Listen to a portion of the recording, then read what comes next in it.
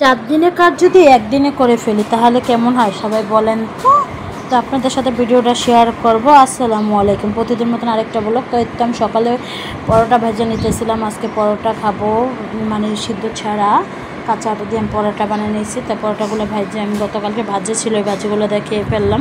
তো খাওয়ার পরে দেখেন কত সুন্দর করে আমার পাকঘরে এসে বললাম কাটা বাটা করে সুন্দর করে আমি ছেলেকে একটু আলু আর চিকেন ভেজে দিতেছিলাম। দেওয়ার পরে এখন আমি উঠাই নিলাম। তো এখন তরকারি বসায় দিব, ট্যাংরা মাছ রান্না করব চিচিঙ্গা দিয়ে। তো ট্যাংরা মাছের জন্য পেঁয়াজ আর মরিচ ভাজিয়ে নিলাম। এখন টমেটো দিয়ে দেবো। টমেটো দেওয়ার পর সুন্দর করে মশলা সব হলুদ গুঁড়া, মরিচের গুঁড়া, লবণ, ধনিয়ার গুঁড়া, মানে সব কিছু জেনে যা লাগে সব দিয়ে নিচ্ছি, দিয়ে ভালোভাবে কষে নিতেছি। কষে নিতে মাছগুলো আমি গরম পানি দিয়ে সুন্দর করে সাদা একবার ফক করে ফেলাইছি। তো দিয়ে এখন মাছগুলো কষে নিব। ট্যাংরা মাছ তো ভাজা সম্ভব না, কারণ অনেক ছিটাছিটি করে। দেখেন আমি মাছগুলো দিয়ে ভালো করে কষে নিতেছিলাম। কষে এখন উঠাই নিব। সব মাছগুলো এখন উঠাই দিতেছিলাম। উঠাই নিয়ে এখন আমি সবজিগুলো দিয়ে দেবো। আলু আর চিচিঙ্গা দিয়ে আজকে রান্না করবো। তো চিচিঙ্গাগুলো একটু সিদ্ধ করে ভাপ দিয়ে পানি ফালাই নিয়েছি, নাহলে কিলোমিটার গন্ধ আসে। এর জন্য আমি চিচিঙ্গা সবসময় ভাপ দিয়ে ফালাই নিই। কে কীভাবে রান্না করেন সবাই একটু কমেন্টে জানাবেন। আর আজকে আমার পাশে ছাদের কাজ চলতেছে, একটু মেশিনের শব্দ, যেহেতু আমি এডিটিংটা রাত্রে করতে পারি নাই বাচ্চাদের জন্য, এই জন্য আমি এখন করলাম। তো যাই হোক, এর তো আমার কষানো হয়ে গেছে। এখন আমি পানি দিয়ে দিব। পানি দেওয়ার পর সুন্দর করে লাড়াচাড়া দিয়ে দিতেছিলাম। লাড়াচাড়া দিয়ে এখন মাছগুলো দিয়ে দিব।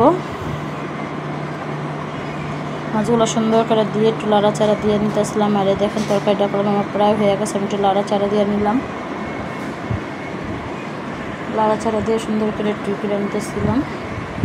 তো তরকারিটা আমার হয়ে গেছে। কত সুন্দর দেখতে হয়েছে আর কত সুন্দর একটা কালার আসছে।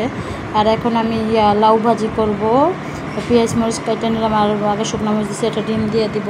আর লাউ ভাজিটা যেহেতু আমার চুলা সব কড়াই ইউজ করা যায়, আর ওইরকম মানে ওই সিলভার কড়াইগুলো ইউজ করলে মানে লড়াচড়া বেশি করে, জন্য আমি আজকে ননস্টিকে এগুলোতে দিয়ে দিলাম। আজকে লাউ ভাজিটা এইভাবেই করবো, এই প্রথম আমি এভাবে করতেছি এরকম ননস্টিকে, এরকম কখনো করি না। আর বড়োটা আছে, ছড়ানোগুলো আছে, তো যেটা নামানো ছিল নিচে ওইটাতে আমি করে নিলাম লাউ ভাজিটা।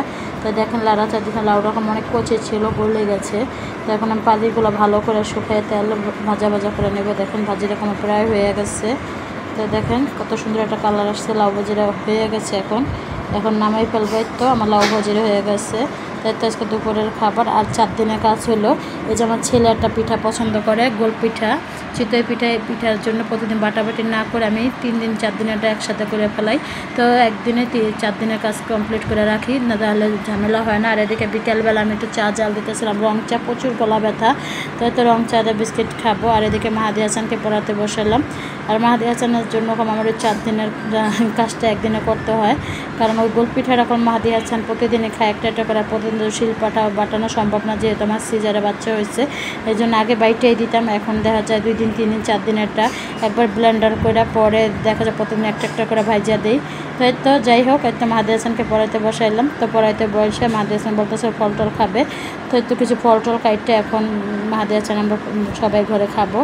তো কাঁচা কিছু ফল কাইটে নিলাম। তো ভিডিওটা কেমন হয়েছে সবাই একটু কমেন্টে জানাবেন। সবাই ভালো থাকবেন, সুস্থ থাকবেন। আল্লাহ হাফেজ।